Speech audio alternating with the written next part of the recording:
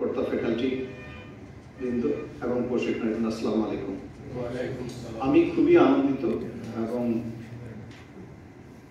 উজ্জীবিত এই কারণে যে আমাদের এই 5 দিনের ছোট্ট একটি কোর্সের সমাপনী অনুষ্ঠানে আমরা এমন একজন ব্যক্তিকে প্রধান অতিথি হিসেবে পেয়েছি, তিনি সরকারের একজন খুবই মেধাবী, চৌকস এবং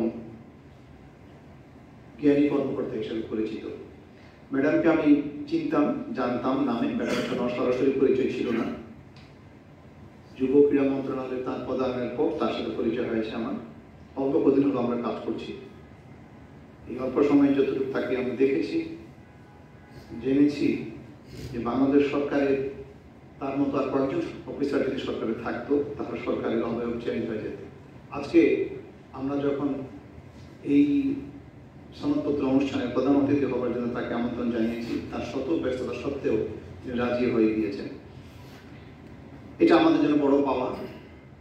আপনাদের জন্য তার মধ্যে একজন ব্যক্তির হাত থেকে সনদপত্র নেবেন আপনারা।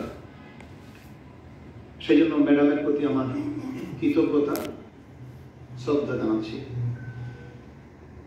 আমরা যারা সরকারি দপ্তরে কাজ করি, আমাদের এখন বর্তমান সময়ে নিয়মিত স্মার্ট টুলস ব্যবহার করতে হয়।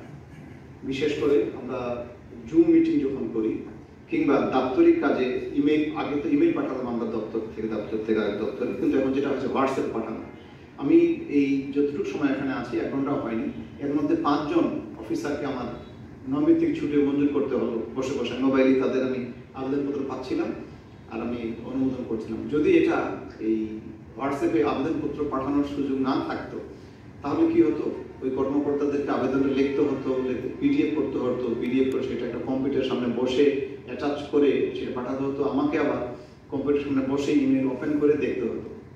তো এই যে চেঞ্জটা হচ্ছে, এটা যথাযথ ব্যবহার যেন আপনারা করতে পারেন, সেজন্যই আমাদের এই ক্ষুদ্র প্রয়াস। এবং আমার বিশ্বাস আপনারা গত 5 দিন এখানে সরাসরি উপস্থিত থেকে প্রতিটি কোর্সে নিয়মিত মনোযোগ দিয়ে আপনারা যেটু যতটুকু পেরেছেন, এই বয়সে আমি আশা করি না যে আপনারা এক্সপার্ট হয়ে যাবেন।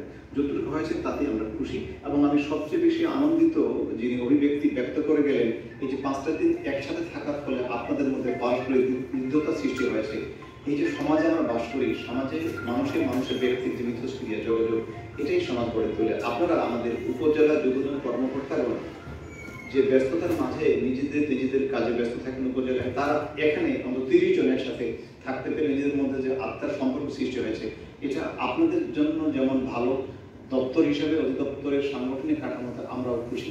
আমরা চাই আমাদের কর্মকর্তারা পারস্পরিক সম্পৃক্তি বজায় রেখে নিজেদের দায়িত্ব পালন করুন। আমি আপনার সবার মঙ্গল কামনা করি, সুস্বাস্থ্য কামনা করি এবং আরেকবার সরকারের অতিথি সচিব আমরা ম্যাডামকে কৃতজ্ঞতা জানিয়ে আমার বক্তব্য শেষ করছি। আল্লাহ হাফেজ।